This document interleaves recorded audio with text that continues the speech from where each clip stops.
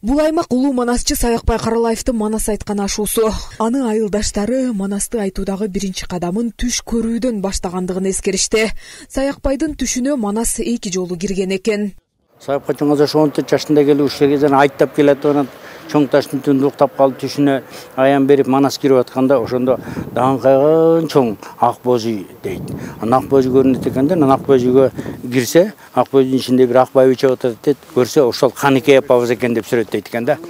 Анан ошо киши анан мына азыр аңчы болбой аттын дүбүртү кылып кулагына кадимкидей.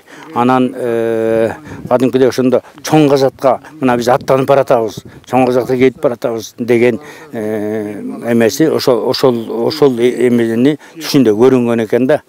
Көрүнүп анан кийин өзүнүн айтымында ошо ойгонуп, эсине келип караса, ушу чарадай болгон, ошо кадимкидей чарада болгон аттын туяктан издери ошондой көрүнгөнү, ошондой чоң кишилер четинен мына бул Алмамбет деген бул болот, Сыргак деген бул, Чубак деген бул деп акыркы чоронун четинен баарын тааныштырып айтып өтүп, анан ошондо чоң казатка аттанып атканы кийин сүрөттөп айтып бергени ар кимден уктум мен, ал кишинин өзүнөн эмес, ар ким ошо билгендер айтып берип, ошолордон уктум эле. Өңүндө көргөнү менен түштүн ортосундагы бул аян жаш Саякбайга өзгөчө таасир бергендигин туугандары белгилешет.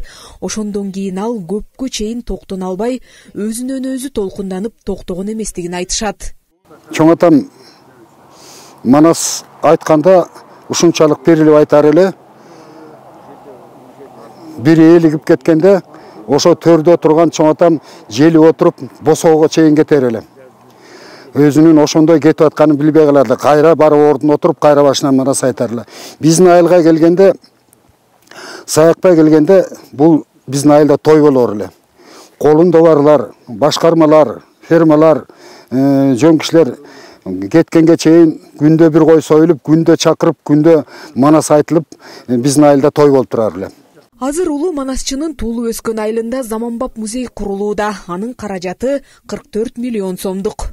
Ошо курултайдын күчү менен ошо ишке ашты деп, анткени 30 жылдан бери бүтпөй жаткан ошол здание ошол ишке ашып ошондон кубанып атабыз. Анан экинчи курултайда дагы кайра эле жанагы ошо атабыздын немесин ортодо мыйзам чыгарып, жана 100-150 жылдык гана белгиленет деп, анан ага чейин биз деле элдер тартып келген. 100 жылдыгын дагы 110 жылдык, 120 жылдыгын баарын ошол өзүнүн жергиликтүү эл көтөрүп, каражат маселе баардыгын чоң тойлорду өткөзүп келгенбиз. Жакынкы күндөрү манасчынын 130 жылдыгы белгиленип, тойду 3 күн өткөрүү каралууда. Ак Өлөңдүн ат майданында 50ден ашык боз үйлөр тигилип, улуттук оюндар жүрөт. Ошондой эле манасчынын мурасын чагылдырган бир катар иш-чаралар планга киргизилген. Жазгүл Сатаева, Талбек Саманчиев, Мадина Абакирова, Ысыкөл жаңылыктары.